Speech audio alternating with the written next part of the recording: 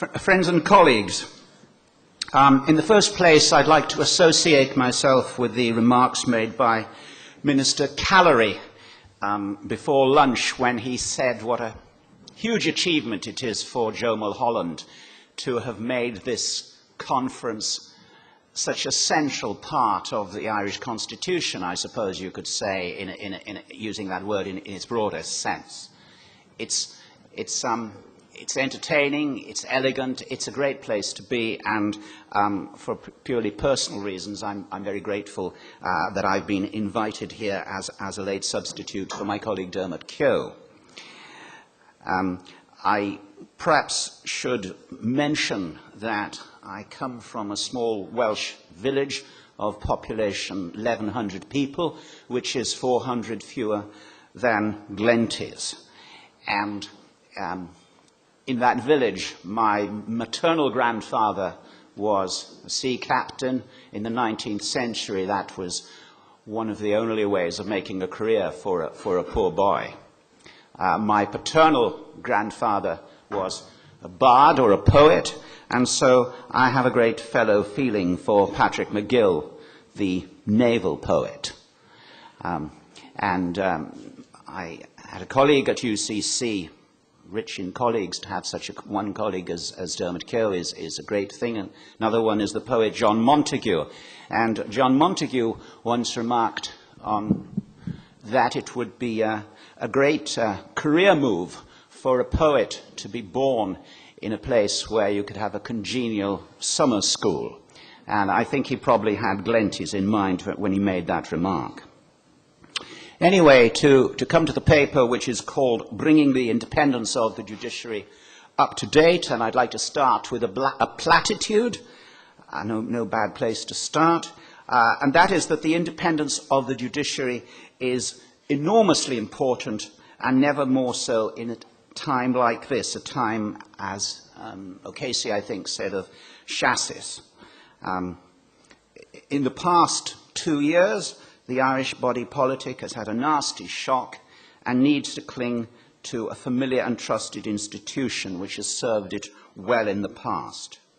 An average citizen might say, you could never trust the politicians and the media, and now you can't trust the church or the banks either, but at least you can rely on the judges. And I think that the reason why this hypothetical citizen would have spoken in these terms of esteem for the judiciary would be because they would be seen as a group of strong, fair people who do their work in the open, reach decisions according to principle, and then give reasons for those decisions. Now, there are two sets of duties which the judges of the superior courts perform. By the superior courts, I mean the High Court and the Supreme Court, and I'll be talking almost exclusively about those courts. The first of these two duties is to develop the Constitution, for undoubtedly a lot of the substance in the Constitution comes not from its literal words, but from the creativity of judges in interpreting it over the past 30 or so years. That's bound to be the case, isn't it? Because if you think about it, the Constitution in English is only about 10,000 words long. That's about 20 pages of a book, something like that. And it's covering the whole range of the governance of the state and the rights of the individual. So it's bound to leave a lot to the judges to flesh out in the context of cases which come before them from case to case and from one generation to another. So that there are a number of well-known examples in which the judges have significantly developed the Constitution. For example, in the sexual family area, they have updated laws to bring them into line with contemporary society. For example, decriminalizing the sale of contraceptives in the McGee case, which was way ahead of the political process, ensuring that an adoption order may not be made without the consent of the natural mother, establishing an adopted person's right to know the identity of their mother. And I think one can add to that list decriminalizing male homosexual activity, which was a criminal offence in this jurisdiction until the early 1990s. I say I think one can add that because you probably recall the Norris case in which an argument that the statute criminalising gay male activity was unconstitutional failed by 3-2 in the Irish Supreme Court, but was reversed in the European Court of Human Rights. And I think for what I'm talking about today, you can regard all courts as coming together as a single judicial instrument. So I think you can bring that example in. Next, the Irish courts themselves have strengthened the civil liberties of the citizens. So, for instance, establishing a right to a passport, a right to privacy, including the right not to have one's phone bugged, a prisoner's right to communicate from prison with the media regarding an alleged breach of justice in his conviction, and also a right to bodily integrity.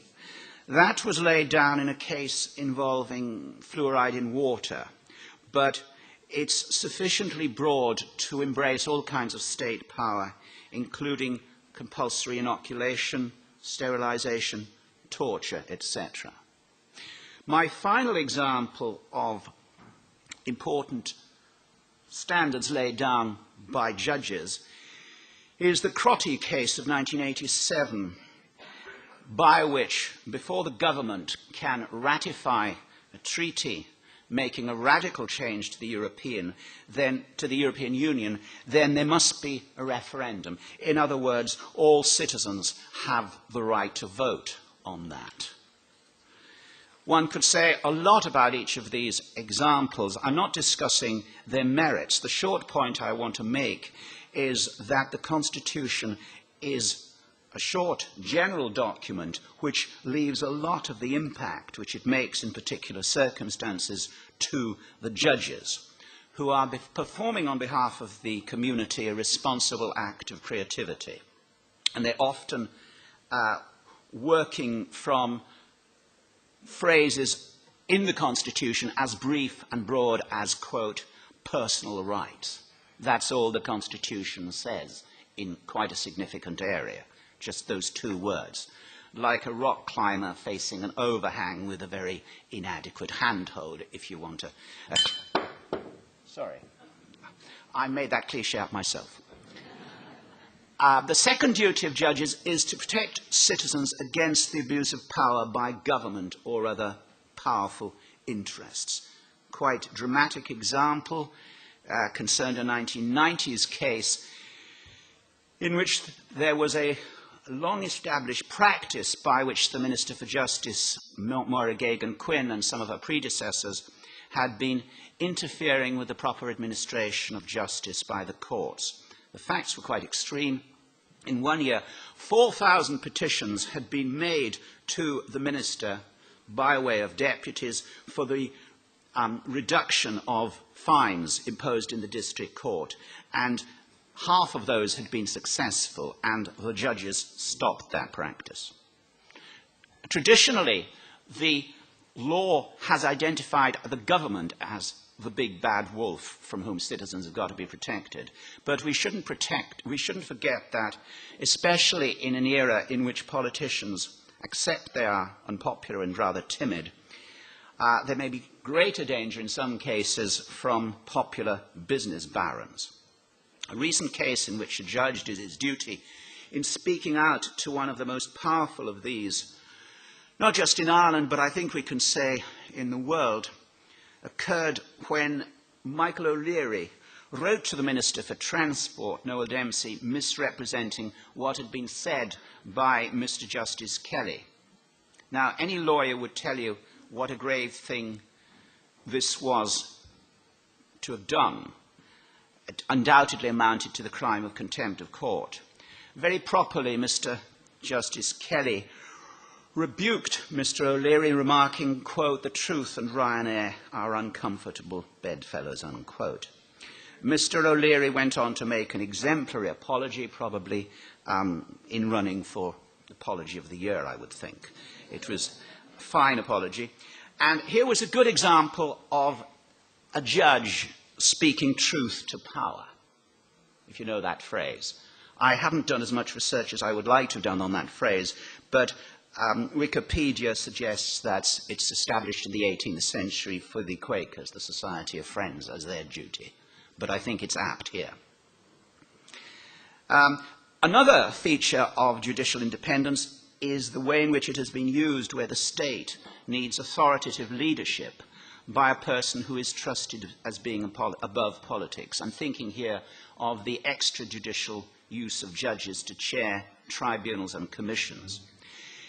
In the case of the 2009 referendum commission paving the way for the referendum on the Lisbon Treaty, the judge who chaired it, Mr. Justice Clark, by common consent, did a fine job in ensuring that citizens who wanted to be informed were given sufficient information in a difficult technical field so that they had sufficient information to make up their mind. Now, probably only a judge or a retired judge would have engendered public confidence in his neutrality in a complicated legal field bristling with controversial points. I can see there are difficulties in using a judge in this way. The British House of Lords judge, Lord Devlin, once remarked about the executive using judges in this way to plunder their independence. But I'm not going into that. I just wish to make the point that the use of judges in this way shows what respect there is for their independence and the usefulness of that to society. Now, my preliminary conclusion is that the independence of the judiciary is functioning well, and it would be a good thing if other institutions were in such good condition. I nevertheless think there may be room for moderate improvements, and I should now like to mention a couple of these. The first of which deals with judicial standards and conduct. We need a workable modern system for maintaining these and disciplining any breaches of them. Yet what we have so far is something which grew up in the 17th century. At the beginning of that 17th century, judges held office at, quote, the will and pleasure of the king, unquote. So if the king attempted to take away what we in 21st language would call the human rights of a citizen, then the judges, to their credit, leapt to the citizen's defense, and in many cases the king's reaction was to dismiss the judge. The next thing that happened is that Parliament, in alliance with the kings, won the mid-17th century civil war in England, and the Parliament then established that judges held office during good behaviour and could be removed, not by the king, but only by a resolution of both houses of Parliament. And this arrangement, unfortunately, was brought over unchanged into the modern Irish constitution. I say it was unfortunate because, of course, by now parliaments are subject to the party whip, and as President Ford of the United States put it, reflecting on a similar situation in the US, quote, you don't need evidence, you only need a majority. So, the lame ducks, thus released in 1922 or 1937, came home to roost in the Sheedy case. Philip Sheedy, in 1999, had been sentenced to 4 years for causing death by dangerous driving. He was released early in circumstances which were thought to amount to improper conduct by 2 judges and a registrar. Now, the point I'm focusing on is how inappropriate the 17th century system was to deal with this episode. Mercifully and responsibly, the opposition parties did support the government, Nevertheless, hanging over everything was the fact that the Oireachtas was not the appropriate forum because of the danger of political interference with the judges, or the appearance of this. So, in the end, the three people involved resigned, and it didn't come to a messy vote, but it showed how close we had got to an inappropriate situation. By the early 2000s, in reaction to this sort of situation, a bill to set up a Judicial Standards Council had reached a fairly advanced stage of consultation with the judges. If you think about it, it's very appropriate, it's the only way of doing it, that such a thing should be discussed privately with the judges. But there was a delay, and in 2004, another somewhat similar episode occurred when Circuit Court Judge Curtin was accused of downloading child pornography. I should say that he has consistently denied this, but for the purposes of hypothetical discussion, we can consider what happened. And what happened was that, first of all, attempts to remove the judge were hampered by a Supreme Court action. After that was over, there was the fear that an election would be called before the dismissal proceedings had dragged their slow length through both houses of the Oireachtas. Then the machinery would have to be cranked up again. In short, this was another lesson in how inappropriate this politically compromised system was. Eventually, this April, all the judges sitting in council, not to be confused with the new body, which we haven't yet got, called the Judicial Standards Council, but all the judges issued a statement affirming support for forthcoming legislation to establish a modern system of standards and discipline for judges. The proposed bill is said to be based on the following system features. First, the most important of these is a gradation of sanctions to deal with offences of varying levels of seriousness. Thus, the sanctions would start at the lowest with a private reprimand by the Chief Justice, then they would move up through public reprimand to dismissal. Secondly, there would be lay representation on the Standards Council. Next, there would obviously have to be some limitation on what constitutes judicial misconduct. If, for instance, a judge is impatient or sarcastic with a party who is economical with the truth or with a long-winded counsel, and I believe some exist, then that's not going to be a ground for discipline. Finally, there has to be fair procedure for the accused judge, including a sieve for weeding out insubstantial cases at an early stage. This last is especially important given that there are lots of disgruntled litigants out there who might try to rehash a case which they deserved to have lost, or perhaps deserved to have won, but anyway, the fact that they didn't had nothing to do with any impropriety on the judge's part. So you need a system for weeding out insubstantial cases.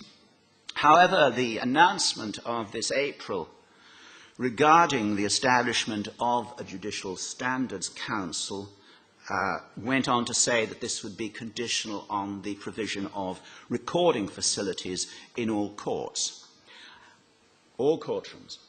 And I have two comments on that. First, given the economic climate, this could take many years. There is, in fact, a rather somewhat similar proposal for recording facilities to be introduced in all Garda stations in order to take the controversy out of the admission of confessions in criminal trials, a move which has, in fact, had that effect, but it took many, many years for it to be introduced because one had to wait, it had to be waited until these facilities could be introduced in every Garda station. And I think that the economic climate will probably have the effect that it will be many years before all courtrooms are equipped. I could be wrong, I hope I am.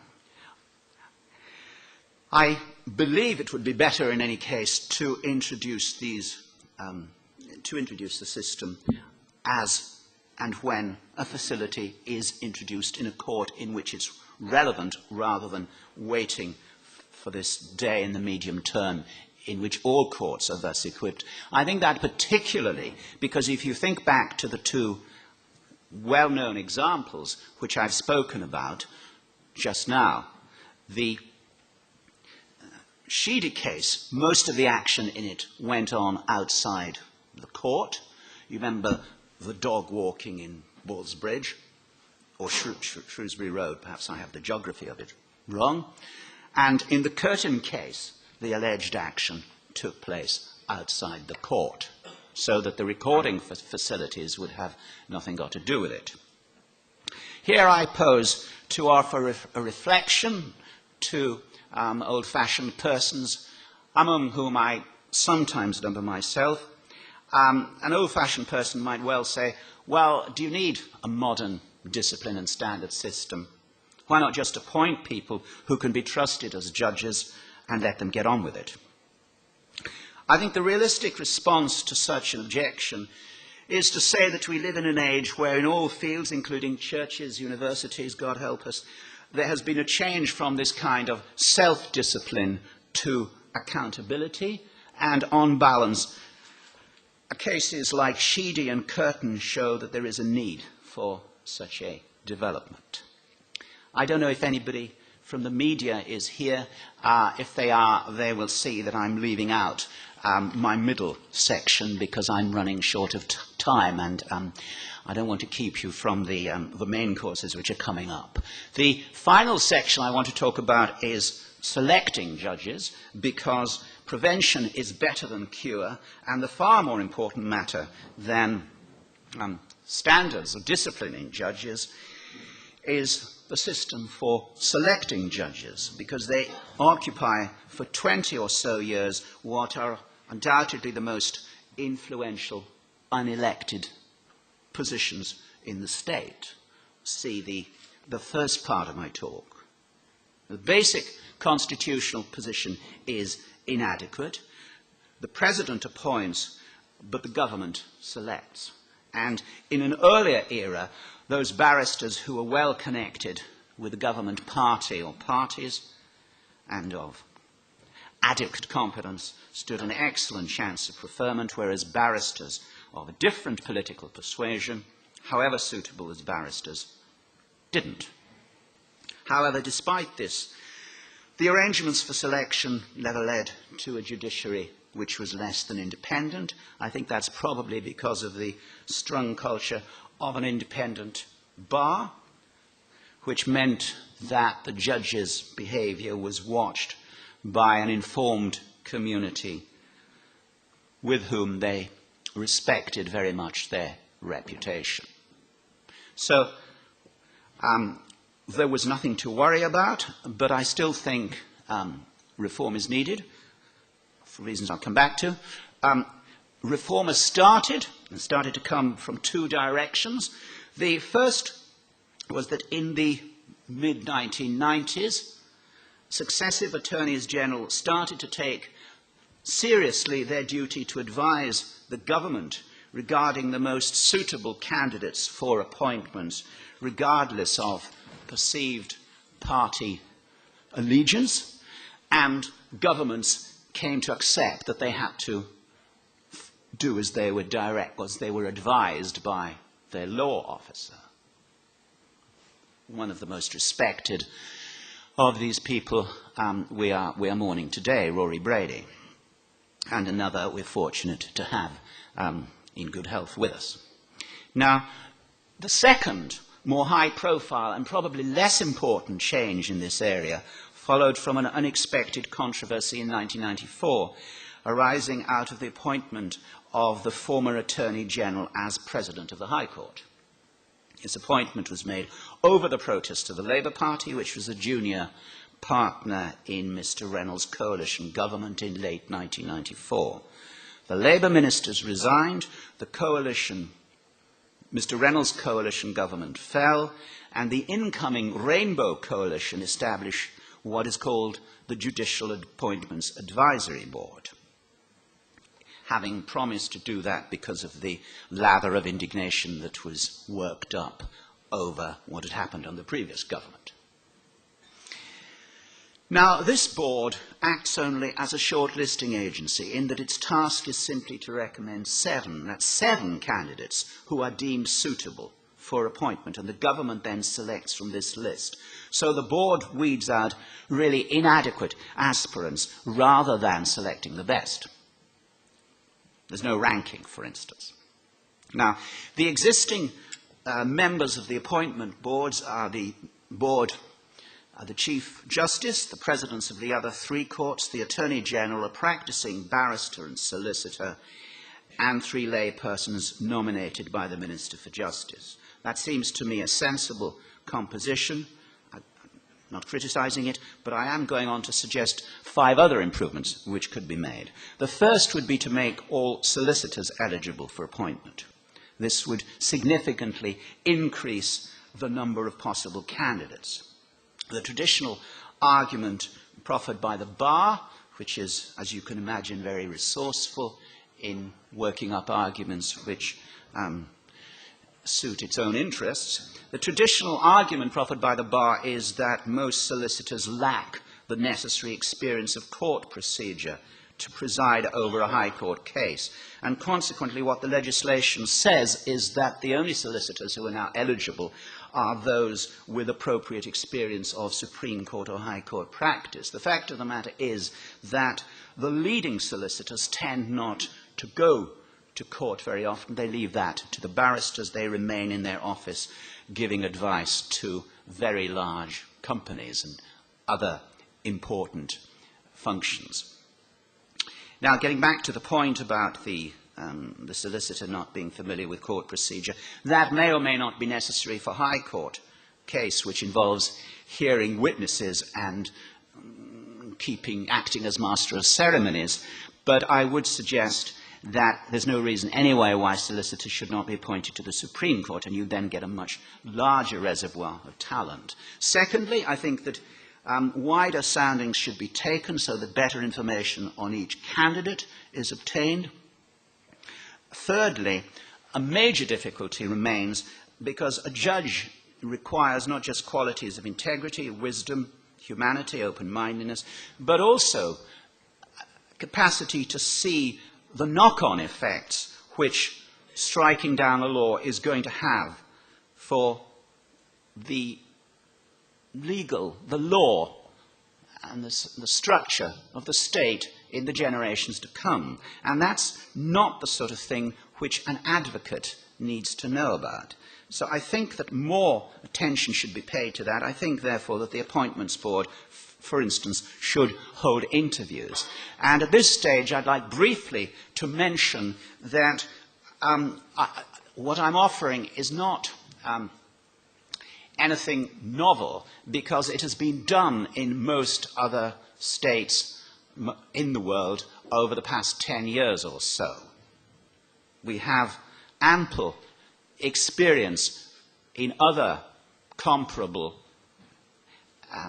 common law or cognate systems which enable us to see that these sorts of changes work.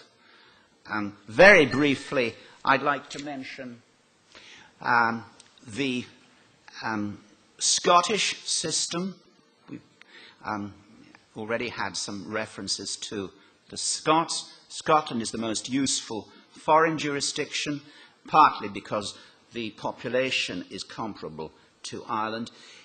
In the Scottish system, the candidates give a prepared presentation on non-specific topics. It's important that they should be non-specific topics simply in order to not commit the judge for a case which may be coming up.